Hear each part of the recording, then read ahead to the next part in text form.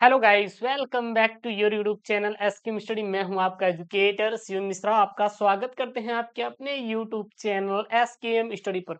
और यहां पर पता है आप लोगों के लिए लेकर आए क्लास 12th केमिस्ट्री के। जी हाँ, किसके सर? क्लास 12th केमिस्ट्री यानी कि रसायन विज्ञान की। मैंने आपको टॉपिक पढ़ाया था, आपको याद है कि नहीं दिए तो भैया प्लेलिस्ट में है। और धीरे धीरे मैं अब तगड़ा तैयारी करवाऊंगा, चिंता मत करिएगा। पेपर इंपॉर्टेंट, टॉपिक इंपॉर्टेंट, प्रश्न सब कुछ कवर करवा देंगे। मैं आपसे प्रॉमिस करता हूँ सर, उनकी कसम है सर। 95% प्रश्न हमने टॉपिक और पेपर फंसा देंगे सर। लाइक करिएगा, ठीक है ना? और सर हम शुरू करेंगे सर। आज हम लोग सर 1 से लेकर 4 तक देखने वाले सर। 1 से लेकर 4 तक सर हम लोग 24 महत्वपूर्ण प्रश्नों को कवर करेंगे। कितने सर? 24 महत्वपूर्ण प्रश्नों को कवर करेंगे, ठीक है सर। एक बात याद रखना, इसमें हम लोग देखने वाले हैं ऑब्जेक्टिव। किसके बारे सर जी? हम लोग 14 बहुविकल्प प्लस 10 उत्तर देखेंगे, जिसमें आपका लघुत्तरी और अति लघुत्तरी जो प्रश्न रहेंगे वो शामिल रहने वाले हैं। कोई दिक्कत नहीं होना चाहिए, ठीक है ना? एक चीज और, वीडियो को लाइक नहीं किया तो यार वीडियो को लाइक करो यार, चैनल को सब्सक्राइब करो। अच्छा, इसका पीडीएफ सर मिल जाए तो मजा आ जाए। बिल्कुल सर, इसका जो पीडीएफ है मैं आपको भेज दूंगा। टेलीग्राम चैनल है SKM study sir, SKM study पर आपको मिल जाएगा। एसकेएम स्टडी टेलीग्राम चैनल का लिंक डिस्क्रिप्शन बॉक्स के अंदर दिया, जाकर आप लोग ज्वाइन कर लीजिए, ठीक है ना? यानी कह सकते हैं सर 24 टॉपिक यहाँ पे। कितना सर जी? चैप्टर 1 से लेकर 4 तक कितने महत्वपूर्ण है यहाँ पे कुल देखेंगे तो ये तो आपका 24 हो गया, जिसमें 10 बहुविकल्पी है, 14 बहुविकल्पी है, बाकी 6 अदर है, मतलब 10 अदर हैं। यानी कि अगर हम बात करें तो 11 महत्वपूर्ण टॉपिक लेके चलिए, क्योंकि बहुविकल्पी को हम एक ही टॉपिक में ले रहे हैं, ठीक है ना?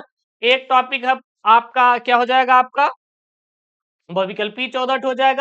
अगर मैंने टॉपिक मतलब कि के 2-2 नंबर के हैं, उसको मैंने यहाँ पे लिया है। कोई दिक्कत नहीं होना चाहिए। और कोई दिक्कत हो तो बिल्कुल आप लोग वीडियो क्या कर देंगे, कमेंट कर देना है ना वीडियो के बॉक्स में।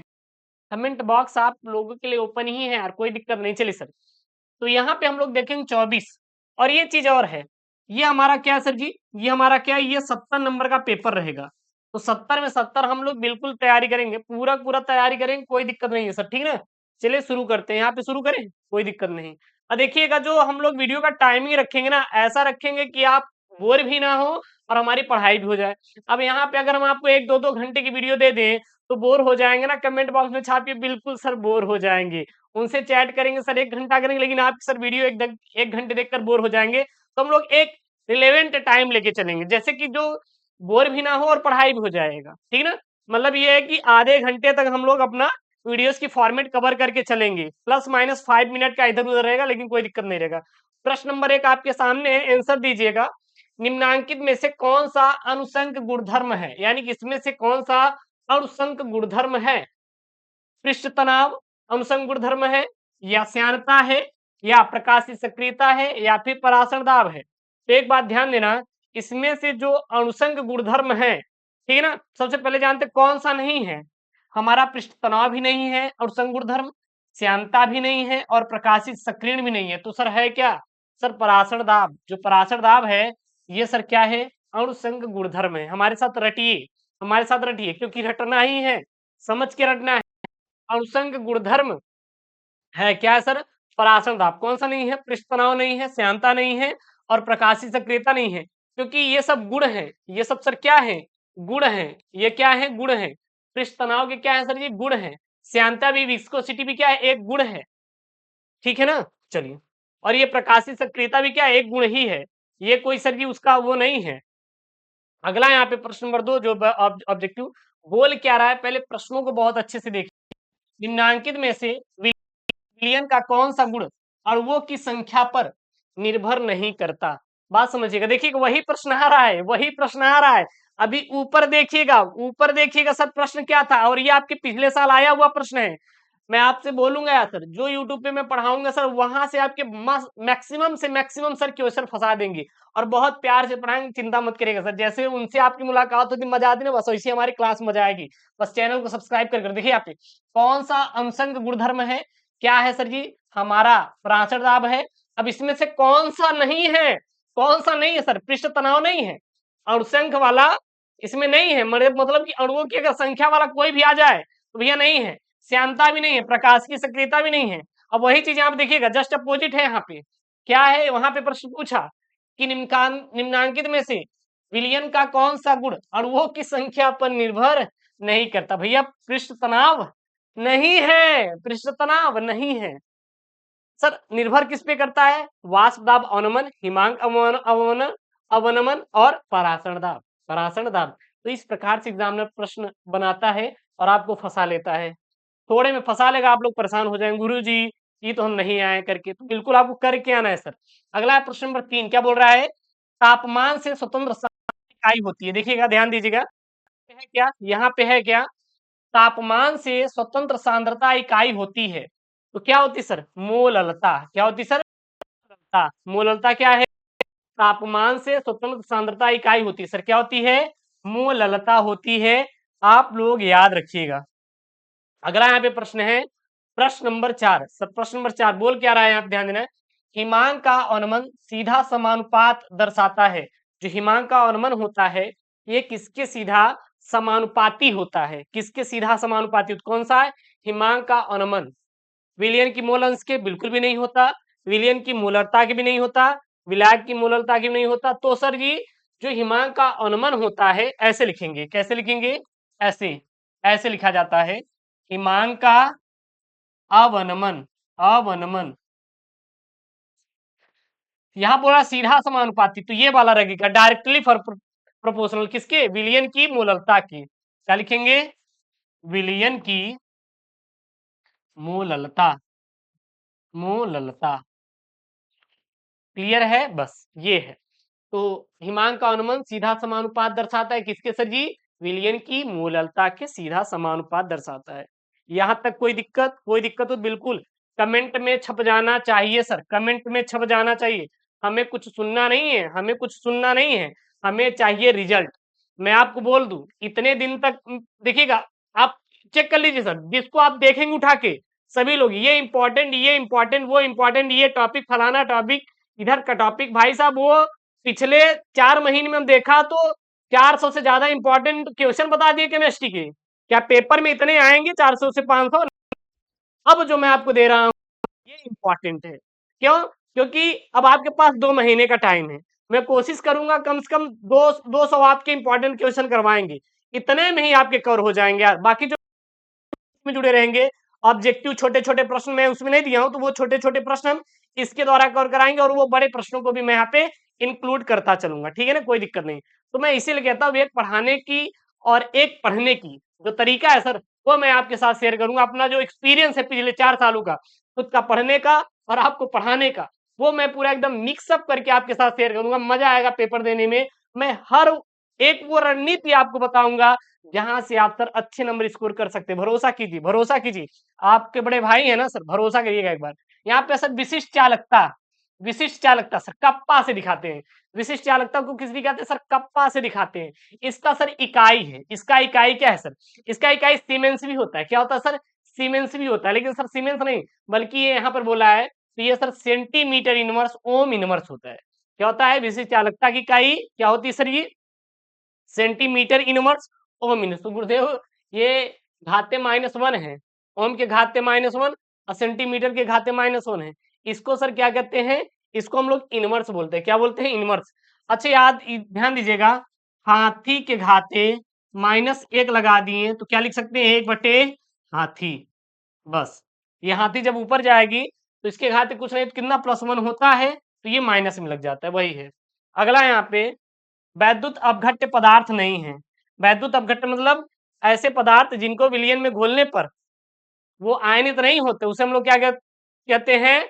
वैद्युत अनअपघट्य कहलाते हैं। यानी कि ऐसे पदार्थ जो विलयन में घोलने पर वो आयनित हो जाते हैं, वैद्युत अपघट्य कहलाते हैं। और इसमें बोला कौन सा नहीं है? सोडियम क्लोराइड Na+ टूटेगा, नाइट्रिक अम्ल भी टूटेगा, अमोनिया भी टूटेगा, लेकिन सर यूरिया नहीं टूटेगा। यूरिया हमारा सर जी एक वैद्युत अपघट्य पदार्थ नहीं है, बल्कि क्या है? यह अनअपघट्य पदार्थ है। क्या है? अनअपघट्य पदार्थ है। याद रखिएगा, याद रखिएगा। हर एक क्वेश्चन जो ऑब्जेक्टिव में कराऊंगा इंपॉर्टेंट है, क्योंकि 6 नंबर में आपको यहाँ पे डन करवा दूंगा, परेशान मत होइएगा। अगला प्रश्न नंबर 7 क्या बोल रहा है? अच्छे चालकत्व विलयन वाले पदार्थ होते हैं। अच्छे चालकत्व विलयन वाले पदार्थ क्या होते हैं सर? अच्छा, किसमें ज्यादा अच्छी चालकता होती है? कुल मिला के ये समझ के चलिए, अगर मैं आपसे पूछूं कि आपके गांव में सबसे अच्छा व्यक्ति कौन है, कहेंगे गुरुदेव जो बहुत ज्यादा समझदार है। लेकिन आपको पता है गांव वाले उसको समझदार बोलेंगे क्या, अच्छा व्यक्ति नहीं बोलेंगे, तो जिसके पास ज्यादा धन है बस। भाई साहब आजकल पूरी दुनिया किस पे टिकी हुई है, धन पे।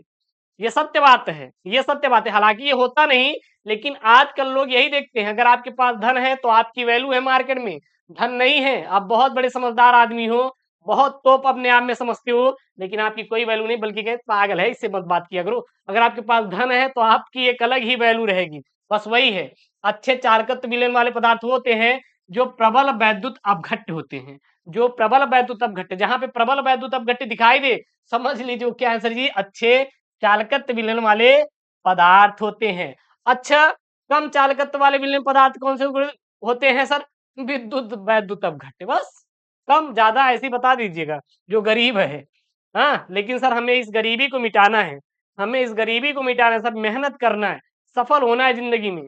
सफलता की राह पर सर चलेंगे ना तो बहुत सारी चीजें आपको मिलेगी, लेकिन उसके लिए सर मेहनत करना पड़ेगा। सफल होने के लिए दिन रात सर लड़ना पड़ेगा, तभी मजा आएगा। प्रश्न नंबर 8 है यहाँ पे, प्रथम कोट की अवक्रिया के वेग स्थिरांक का मात्रक, मात्रक बोले या फिर बोले इकाई, मात्रक बोले या फिर क्या बोले सर, इकाई बोले, तो बस एक ही आंसर होना चाहिए। क्या होना चाहिए सर जी, 1/सेकंड। क्या होना चाहिए सर जी, 1/सेकंड। अब 1/सेकंड नीचे है, इसको ऊपर ले जाएंगे तो सेकंड के घाते, यहाँ पे +1 है, ऊपर जाएगा तो क्या हो जाएगा सर, -1। तो सेकंड इनवर्स कहाँ पे दिख रहा है, ये चौथा ऑप्शन, ये चौथा ऑप्शन क्या हो जाएगा सर, राइट हो जाएगा। क्या हो जाएगा सर, राइट हो जाएगा।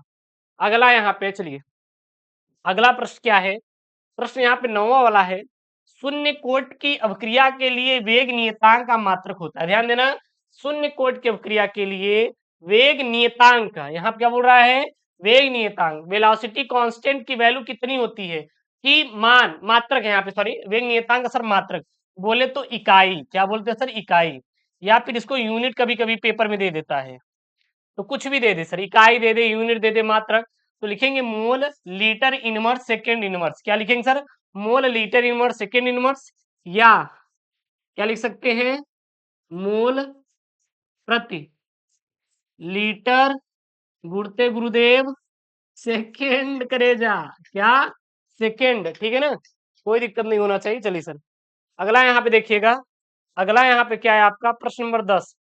प्रश्न नंबर 10 क्या बोल रहा है, ध्यान देना यहाँ पे, निम्न में से अनुचुंबकीय आयन है सर, एक क्या होता है, अनुचुंबकीय होता है, एक होता है सर प्रतिचुंबकीय, एक क्या होता है, अनुचुंबकीय, और एक क्या होता है, प्रतिचुंबकीय होता है। तो हमारा सर ये भी अनुचुंबकीय नहीं है, जिंक और Cu भी नहीं है, हमारा Ag भी नहीं है सर, निकिल जो है ये हमारा क्या है, अनुचुंबकीय है। क्या है सर जी, अनुचुंबकीय आयन है।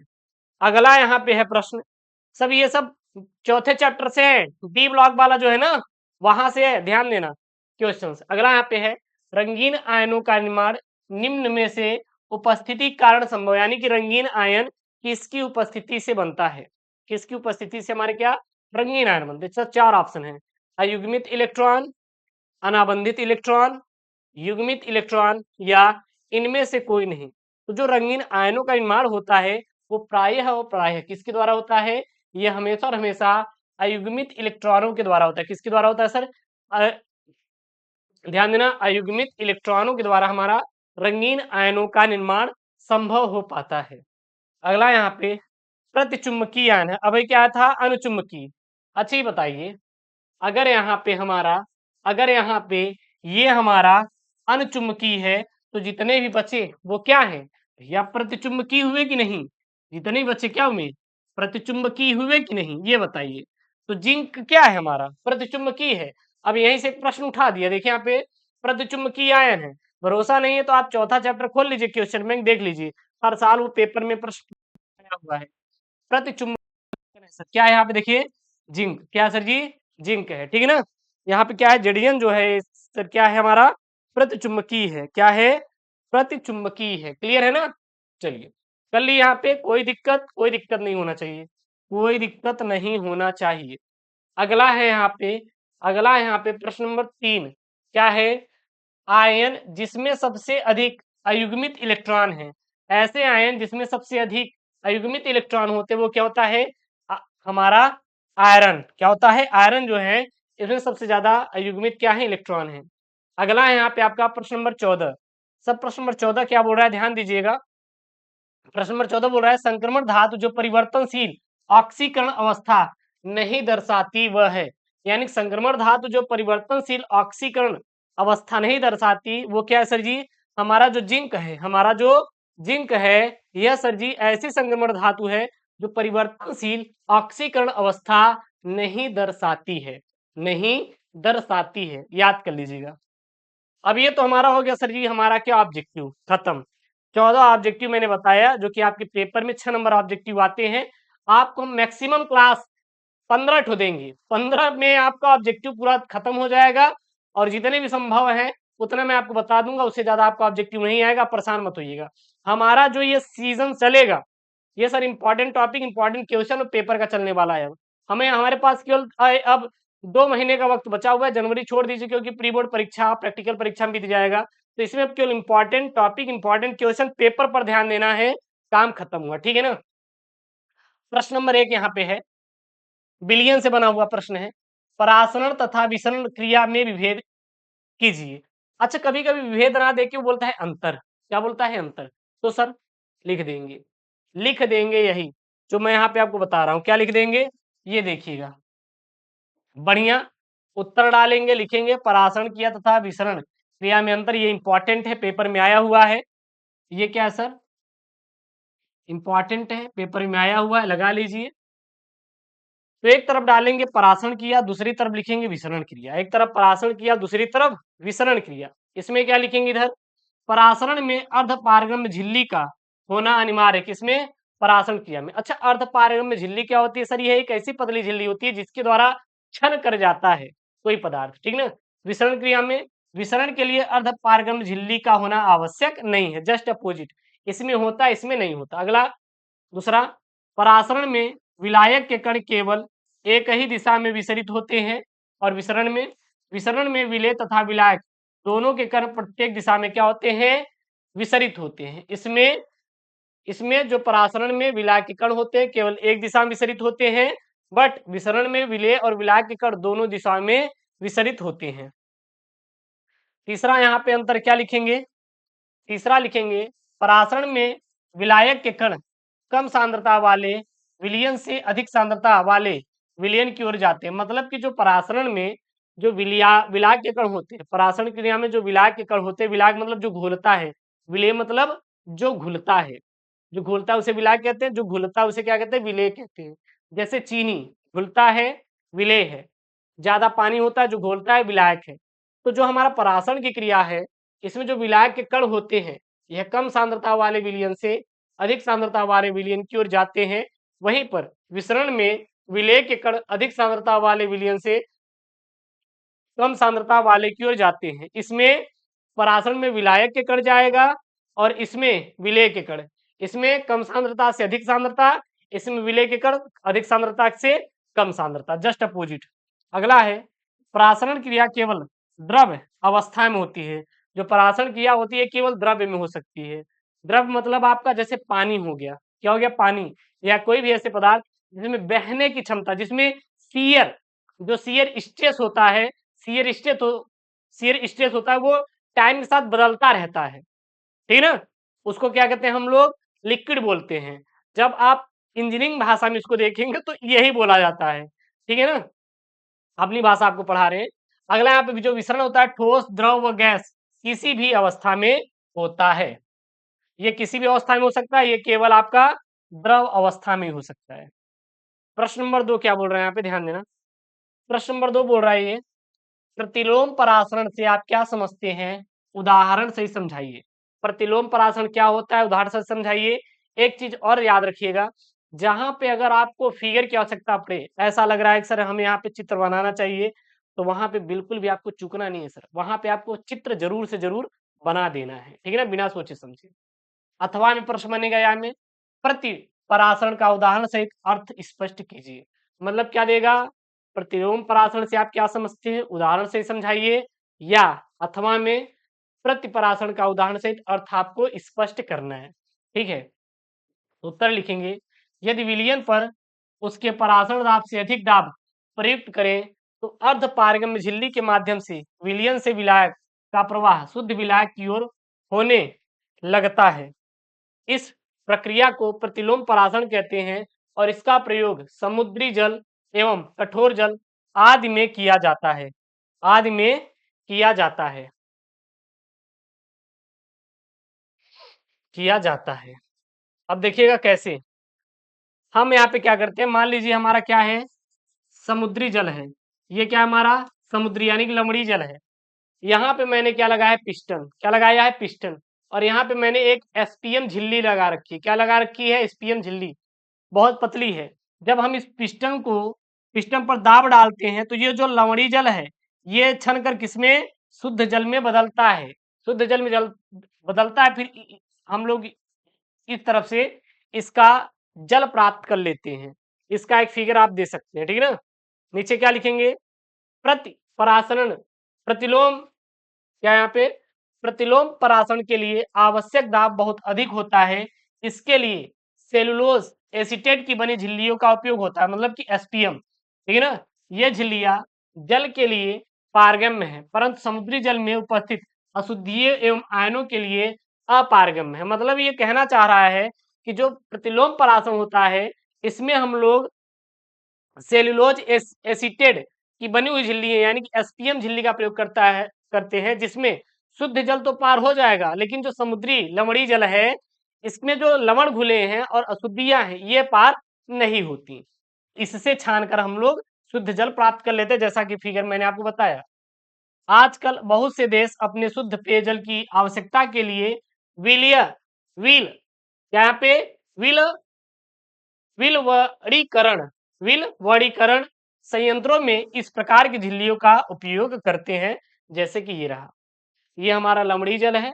जब इसको हम प्रेशर से दबाएंगे तो हमारा शुद्ध जल छन कर इधर आएगा, फिर यहाँ पे कलेक्ट करके हम इसको क्या करेंगे भैया, पी डालेंगे। कोई दिक्कत नहीं सर, ठीक है ना। समझ में आ रहा है ना, समझ में आ रही नहीं, कमेंट बॉक्स में छापिएगा आप लोग, तभी मजा आएगा, देखिए पढ़ने में तभी मजा आएगा। अगला यहाँ पे प्रश्न नंबर 3 क्या बोल रहा है, न्यूमेरिकल भैया, एक न्यूमेरिकल भी मैंने लिया। प्रश्न नंबर 3 क्या बोल रहा है, 0.70 ग्राम कार्बनिक यौगिक को 10 ग्राम एसीटोन में घोलने पर क्वथनांक में वृद्धि कितना हो जाता है, 56.88 डिग्री सेल्सियस तक पाई गई। कार्बनिक यौगिकों का अणुभार ज्ञात कीजिए। क्या ज्ञात करना है, कार्बनिक यौगिकों का अणुभार। यहाँ पे एसीटोन का जो क्वथनांक है 56.38 डिग्री सेल्सियस दे रखा है तथा आणविक उन्नयन स्थिरांक यानी केबी का मान इन्होंने दे रखा है, कितना दे रखा है, 16.7 केल्विन किलोग्राम मोल इनवर्स इन्होंने दे रखा है। हमारा एक फार्मूला होता है क्या, अगर हम लोग अणुभार निकालें तो इसके लिए फार्मूला होता है, फार्मूला क्या होता है यहाँ पे, m बराबर 1000 into K B into small W upon delta B into capital W. अब यहाँ पे आप देखेंगे तो यहाँ पे स्मॉल डब्ल्यू का मान दे रखा है, यानी कि यहाँ पे कार्बनिक यौगिकों का मान कितना दिया, यहाँ पे 0.707, तो यहाँ पे लिख सकते हैं स्मॉल डब्ल्यू का मान 0.707 और कैपिटल डब्ल्यू कितना दिया है, 10 ग्राम। हमें निकालना क्या, यम निकालना है, हमें क्या निकालना है, यम निकालना है।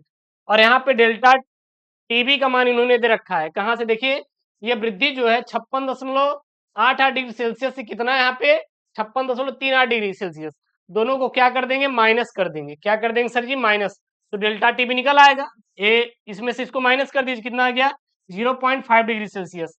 और केबी का मान इन्होंने दे रखा है, यहाँ पे दे रखा है ना, तो ये यहाँ पे अब पूरा वैल्यू यहाँ पे पुट कर देंगे।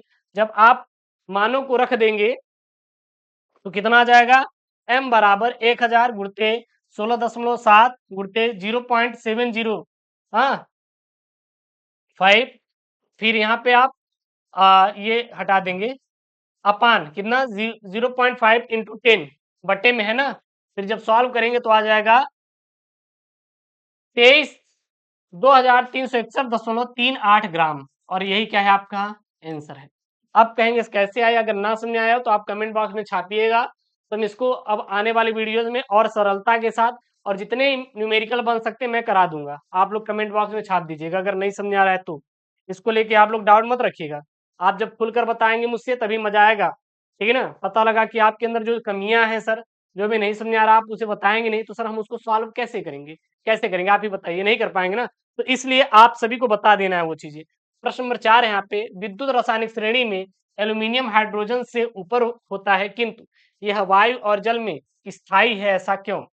तो लिखेंगे यद्यपि विद्युत रासायनिक श्रेणी में एल्यूमिनियम हाइड्रोजन से ऊपर स्थित है किंतु यह वायु और जल में स्थायी है, क्योंकि यह गर्म जल या जलवायु के साथ उच्च ताप पर क्रिया करता है और साधारण ताप पर जल के साथ इसकी क्रिया क्या हो जाती है, मंद हो जाती है। ये देख सकते हैं जो 2016 2018 में प्रश्न आया हुआ है। अगला देखना कब कब प्रश्न आया हुआ है। अगला प्रश्न 2014 और 17, साथ ही साथ 19 22 और 24 में ये प्रश्न आया हुआ है। ऑब्जेक्टिव के तौर पे भी आया हुआ है सर, इंपॉर्टेंट है जो सर ईयर में आया हुआ है, मैं यहाँ पे लिखवा भी दे रहा हूँ ईयर और इम्पॉर्टेंट भी कर दे रहे हैं। विशिष्ट चालकता से आप क्या तात्पर्य है, क्या समझते हैं और इसका मात्रक दीजिए। तो इसका सर परिभाषा क्या हो जाएगा, किसी चालक के विशिष्ट प्रतिरोध के व्युत्क्रम को उस चालकता की उस चालकता की विशिष्ट चालकता या केवल चालकता कहते हैं।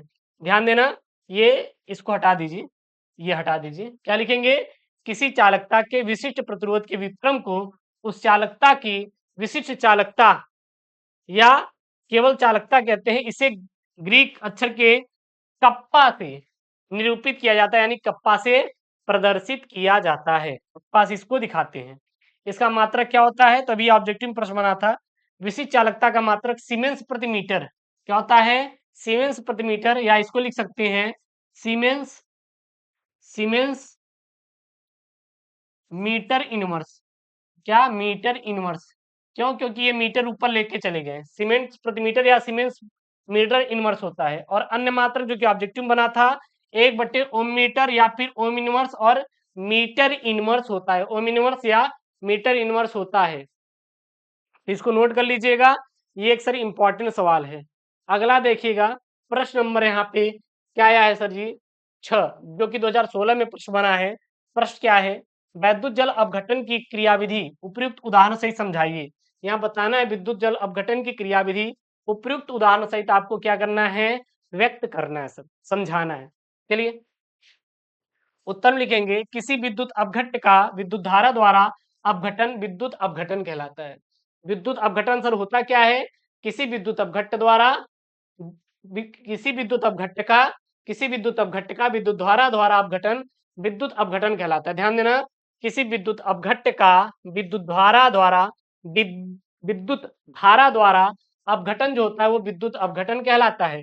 जैसे जब सोडियम क्लोराइड NaCl का हम लोग क्या करते हैं, अपघटन करते हैं, तो सोडियम और ये क्लोरीन में क्या हो जाता है, अपघटित हो जाता है। ये क्या हो जाएगा उदाहरण, अर्थात गलित सोडियम क्लोराइड में विद्युत धारा प्रवाहित करने पर यह सोडियम और क्लोरीन में क्या हो जाता है, अपघटित हो जाता है। अच्छा सर गलित सोडियम क्यों, क्योंकि इसको जल में घोल देंगे, मतलब कि खाने वाला जो नमक है भैया, नमक यही सोडियम क्लोराइड है, नमक को आप पानी में घोल दीजिए, पानी में क्या करिए, घोल दीजिए, तो ये गलित सोडियम क्लोराइड हो गया कि नहीं। अब इसमें आप तार 2 ठो डाल दीजिए अपघटन करवा दीजिए, तो ये सोडियम और क्लोरीन में क्या होता है, टूट जाता है। ये उदाहरण हो जाएगा। अगला है प्रश्न नंबर 7, क्या बोल रहा है प्रश्न नंबर 7, फैराडे का वैद्युत अपघटन का प्रथम नियम लिखिए। 17 18 और 20 में ये प्रश्न बना हुआ है, 17 18 20 में प्रश्न बना हुआ है, आप देख सकते हैं इंपॉर्टेंट है। मैं वही आपसे बोल रहा हूँ, जो प्रश्न आया हुआ है, जो आने वाला है वही मैं पढ़ाऊंगा, अलग से कुछ नहीं दूंगा। उत्तर लिखेंगे, इस नियम के अनुसार विद्युत अपघटन की प्रक्रिया में किसी इलेक्ट्रोड विशेष प्रमुख अथवा एकत्रित पदार्थ का द्रव्यमान विलयन में प्रवाहित की गई विद्युत की मात्रा यानी कुल आवेश के क्या होता है, समानुपाती होता है। यही फैराडे का विद्युत अपघटन का क्या है सर, प्रथम नियम है, क्या है, पहला नियम है। स्क्रीनशॉट कर लीजिए, नहीं तो इसका PDF टेलीग्राम पर भेज देंगे, link in the description box. प्रश्न नंबर 8 क्या बोल रहा है, ध्यान देना, अवक्रिया की आणविकता तथा अवक्रिया की कोटि में अंतर का उल्लेख कीजिए। अथवा प्रश्न बनेगा, अवक्रिया की कोटि की परिभाषा दीजिए या आणविकता को किस प्रकार से भिन्न है, एक उदाहरण देकर समझाइए। मैंने आपको इंपॉर्टेंट टॉपिक 50 इंपॉर्टेंट टॉपिक कराया था ना, उसमें ये था टॉपिक, आप जाके देख लीजिएगा। अथवा में प्रश्न बनेगा, अवक्रिया की कोटि एवं आणविकता में क्या अंतर है, एक उदाहरण देकर स्पष्ट कीजिए। अथवा प्रश्न बनेगा, रासायनिक अवक्रिया की कोटि अथवा आणविकता में क्या लिखिए, अंतर स्पष्ट कीजिए। तो एक तरफ अभिक्रिया की कोट, दूसरी तरफ अभिक्रिया की आणविकता लिखेंगे। सबसे पहले अभिक्रिया की कोट किसे कहते हैं? तो किसी रासायनिक अभिक्रिया में विभिन्न अभिकारकों की सांद्रता पर निर्भरता को दर्शाती है और यह बताती है कि किसी अभिक्रिया की दर अभिकारकों की सांद्रता के घातांक के रूप में कैसे बदलती है। कौन सी? अभिक्रिया कोट। और अभिक्रिया की आणविकता किसी रासायनिक अभिक्रिया में अभिकारकों की उन कणों की कुल संख्या जो अभिक्रिया में एक साथ टकराते हैं और अभिक्रिया क्या करते हैं? आरंभ करते हैं। अगला अभिक्रिया की कोड में क्या लिखेंगे? तो यह एक प्रयोगात्मक रूप से निर्धारित मान होता है। आणविकता में क्या लिखेंगे? यह एक सैद्धांतिक मान होता है। अभिक्रिया कोड में क्या लिखेंगे? इसका मान शून्य, धनात्मक पूर्णांक या भिन्न संख्या हो सकती है, लेकिन अभिक्रिया की जो आणविकता होती है इसका मान हमेशा धनात्मक पूर्णांक होता है। अभिक्रिया कोड में अगला पॉइंट क्या लिखेंगे? यह अभिक्रिया के संतुलित समीकरण से सीधे नहीं निकाला जा सकता। और इसमें क्या लिखेंगे? यह अभिक्रिया के संतुलित समीकरण से सीधे निकाला जा सकता है। अगला क्या लिखेंगे इसमें पॉइंट में? अभिक्रिया की कोटि में यह अभिकारकों की सांद्रता पर निर्भर करता है और इसमें यह अभिकारकों की सांद्रता पर निर्भर नहीं करता। क्लियर है? अगला प्रश्न नंबर 9 है। यहाँ पे प्रश्न नंबर 9 क्या बोल रहा है? ध्यान दीजिएगा। प्रश्न बोल रहा है संक्रमण तत्व क्या है? 17, 14, 8, 7 और वर्ष 2005 में बना हुआ सवाल है। कितना इंपॉर्टेंट है आप खुद देख लीजिए, मैं कुछ नहीं बोलूंगा, विवाद हो जाएगा सर। चलिए, अथवा संक्रमण तत्वों को डी ब्लॉक के तत्व क्यों कहते हैं? बस ये प्यारा सा परिभाषा बोला है। तो क्या लिखेंगे? वे तत्व जिसमें इलेक्ट्रॉन उपांतिम ऊर्जा स्तरों के डी कक्षकों अर्थात n-1 इंटू डी कक्षकों से भरे जाते हैं, डी ब्लॉक के तत्व कहलाते हैं। ये यस तथा पी ब्लॉक के मध्य स्थित होते हैं, इसलिए इन्हें संक्रमण तत्व भी कहते हैं। बात समझिएगा। वे तत्व जिनके इलेक्ट्रॉन उपांतिम मतलब अंत के ऊर्जा स्तरों के डी कक्षकों अर्थात n-1 इंटू डी कक्षकों में भरे जाते हैं, उसने उन्हें डी ब्लॉक के तत्व कहते हैं। और ये जो डी ब्लॉक के तत्व होते हैं वो एस तथा पी ब्लॉक के मध्य स्थित होते हैं, इसलिए इन्हें हम संक्रमण तत्व भी कहते हैं। अगला ये प्रश्न बोल दिया यहाँ पे, देखिएगा अब वही प्रश्न बोला है। प्रश्न क्या बोल रहा है यहाँ पे? अब संक्रमण धातुओं की दो विशेषताएं लिखिए, या डी ब्लॉक के तत्वों की किन्हीं चार विशेषताओं का उल्लेख कीजिए, या संक्रमण तत्वों के अभिलाक्षित गुणों को लिखिए, या संक्रमण तत्वों के प्रमुख गुणों का वर्णन कीजिए। मतलब एक ही प्रश्न है, कई प्रकार से वो पेपर में पूछा है। तो बहुत सिंपल मैं आपको याद कराऊंगा, नंबर 1 भी नहीं कटेगा, ठीक है ना? तो ये लिखिएगा संक्रमण तत्वों की विशेषता। सबसे पहली विशेषता, आंतरिक डी उपकोष। इन तत्वों में अंतिम इलेक्ट्रॉन डी उपकोष में प्रवेश करता है। चाहे ये हेडिंग बनाओ चाहे ना लिखो, डायरेक्ट लिख दो कि ये तत्व जो होते हैं इनके अंतिम इलेक्ट्रॉन डी उपकोष में प्रवेश करते हैं। अगला स्टार पॉइंट, इसमें चुंबकीय गुण होता है, यानी कि इसमें चुंबकीय गुण पाए जाते हैं क्योंकि डी उपकोष में अयुग्मित इलेक्ट्रॉन होते हैं। अगला, ये रंगीन यौगिक बनाते हैं, अर्थात ये रंगीन यौगिक बनाते हैं क्योंकि डी उपकोष में इलेक्ट्रॉन एक ऊर्जा स्तर से दूसरे ऊर्जा स्तर में क्या करता है? संक्रमण करता है। अगला, ये आमतौर पर कैसे होते हैं? कठोर और क्या होते हैं सर? घने होते हैं। अगला, इनका जो उच्च गलनांक और ये क्वथनांक प्रदर्शित करते हैं। डी ब्लॉक के जो तत्व होते हैं संक्रमण तत्व, ये उच्चतम गलनांक एवं क्वथनांक प्रदर्शित करते हैं। और इनकी जो अधिकतर संक्रमण तत्व क्या होते हैं? धातुएं होती हैं। बहुत आप देखेंगे धातु अधातु सभी के लक्षण पाए जाते हैं, बट अधिक से अधिक डी ब्लॉक के तत्व होते हैं वो क्या होते हैं सर? धातु होती। तो यहाँ पे रहा हमारा क्लास 12 केमिस्ट्री का चैप्टर 1 से लेकर 4 तक सर। इंपॉर्टेंट कुल हम 24 प्रश्नों को कर कराए, जिसमें से 10 यहाँ पे 2-2 3 नंबर वाले प्रश्न हैं, बाकी आपके 14 बहुविकल्पीय प्रश्न हैं। आप ये प्रश्न तैयार कर लीजिएगा और चैनल को सब्सक्राइब करो, क्योंकि अब मजा आएगा सर बोर्ड एग्जाम की तैयारी करने में। मिलते हैं नेक्स्ट वीडियो में दोस्तों। थैंक यू, जय हिंद, टेक केयर, बाय बाय।